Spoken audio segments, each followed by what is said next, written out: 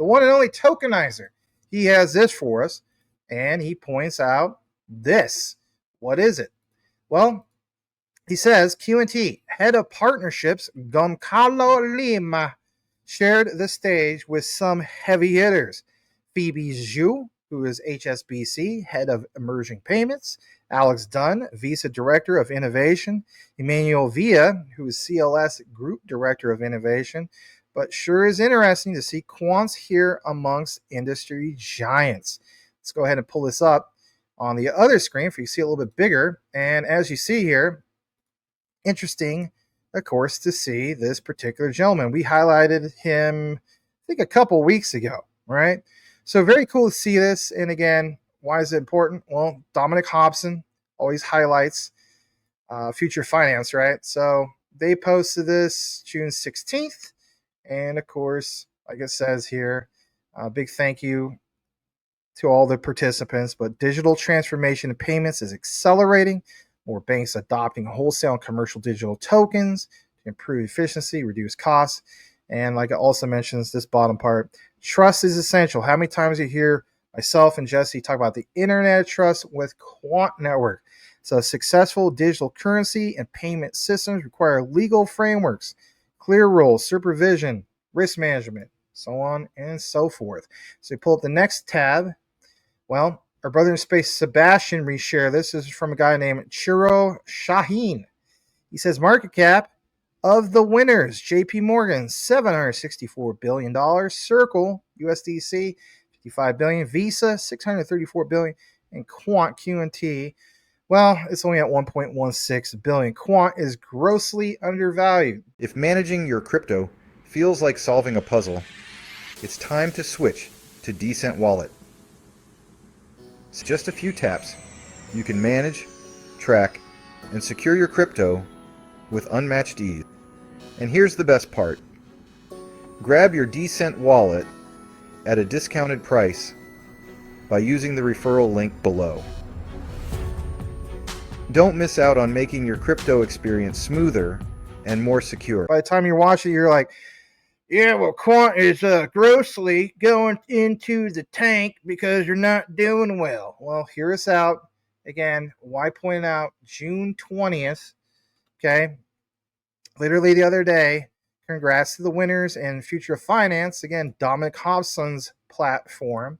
Highlight this. And like you see here, congratulations to Quant, best programmable payments platform. I think that's a big deal.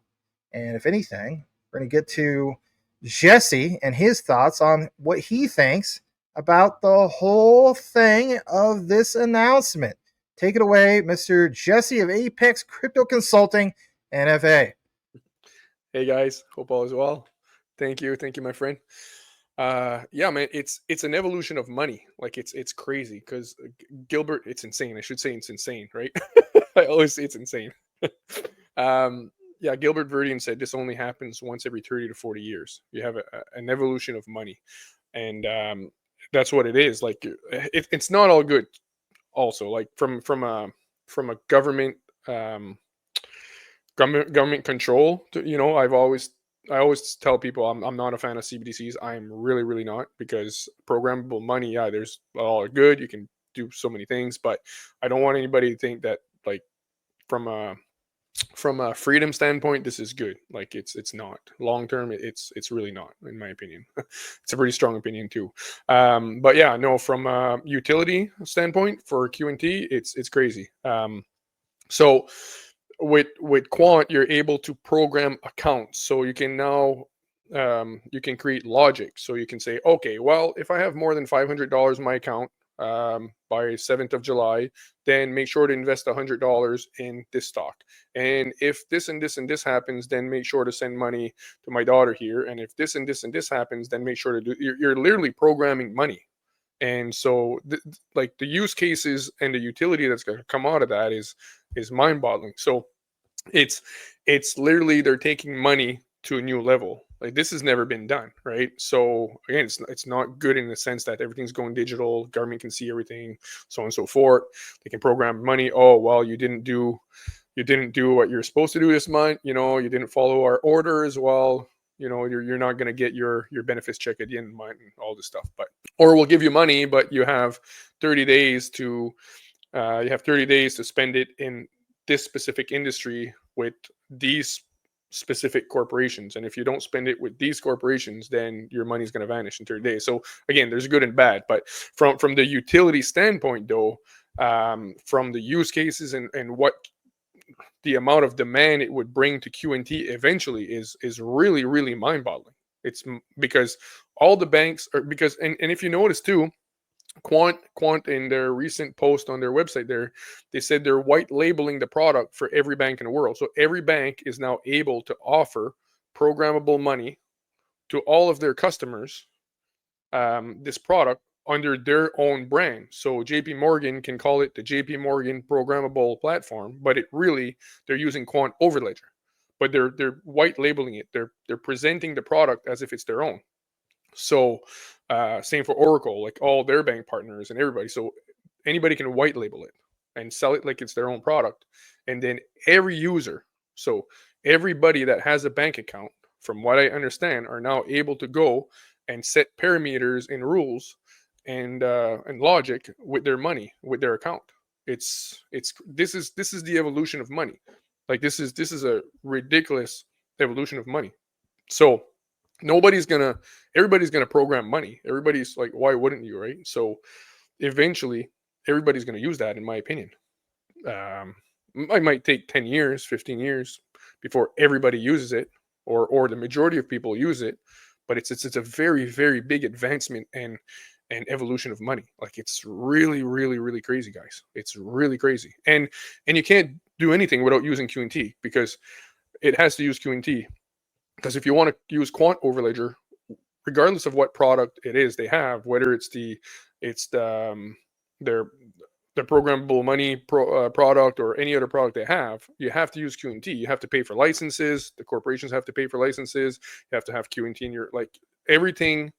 If you look at the, we posted that another time there, but if you Google search, for example, Quant utility token, you'll find a graph where you'll find a picture where it shows all of different things that Quant is required for. So it's, like I said, it's required for the licensing, it's required to verify identity. Bottom line, none of the products that Quant offers can function without putting some demand on QNT. Even transactions, there's a certain amount of QNT that's charged for every transaction that's processed through Quant OVERLEDGER, and then we as QNT holders, we can host gateways and get paid every time a transaction goes through Quant OVERLEDGER. So long term, it's and that's just one of their product. That's just one of their product.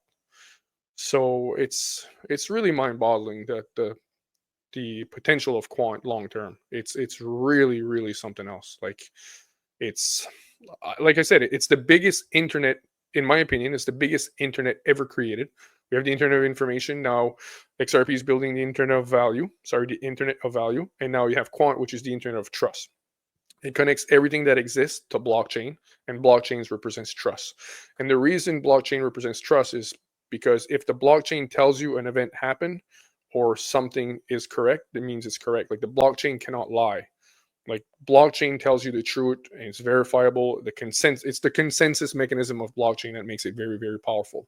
If it tells you it's true, and nobody can say it's not true. It's like, instead of having 20 lawyers and 80 witnesses and another 20 people arguing like, oh no, this is true, yes, he paid this person, or no, he didn't pay me, or no, if the blockchain says it went true, it means it's true. If the blockchain says that the product arrived at its destination on this date, it means the product arrived destination that date. Nobody can argue it. If you're shipping something and you made a contract with your buyer that the product was going to stay frozen, let's say you're shipping seafood, for example, and you promised that the product would stay frozen during the transportation. If the blockchain tells you, like, let's say they have something in the transportation container monitoring the temperature, if the blockchain tells you that the product, like the temperature didn't stay minus 20 or minus 10 or whatever, and there's a chance that the product did get unfrozen during the transportation, the blockchain cannot lie. So that's why it's so powerful when you start applying blockchain to everything. But anyways, that's why Gilbert Verdian says we are the Internet of Trust, because blockchains represents trust, and Quant is helping to the whole world to connect to blockchain and use blockchain seamlessly, using multiple blockchains at the same time and building what are called MDApps. So these are multi-chain applications. You pick the best features of each blockchain and you build an application with that. So yeah, unlimited use cases basically, and it's the Internet of Trust, and QNT Token is capturing the utility of this new internet being built. That's why a lot of quant community is screaming up in arms. You have to look into it. This is huge. This is, we're going crazy, and people are still being blinded with these all shiny objects here and there. But anyways, yeah, that's my unbiased opinion. I just see it now. Internet of trust, internet of value, more like the internet of garbage. QNT's on Ethereum. How dare they be on that slow, weak, pathetic network? We've already been there and done that. It's just a key to a suite of products. But in reality, they could settle, if they chose to do so, to hop onto something like your Ripple XRP, your XDC, pretty much anything. But that said, everybody, we wanted to highlight that, of course, with the whole topic of Quant winning Best Programmable Payments Platform. I mean, that is a big win, and especially when you compare it to something like your JP Morgan, your Visas, and so on. To be even mentioned in that particular mix is a big deal. So do us a solid. If you listen to the entire outline and type in this key word, what is the word, Jesse? Programmable. Programmable. And we'll know that you listen to the entire outline. On behalf of myself and Jesse over at Apex Crypto Consulting NFA, know what you have, know why you hold it. The research trumps FUD, and the internet of garbage, 110%. We'll see you on the next one. See you guys.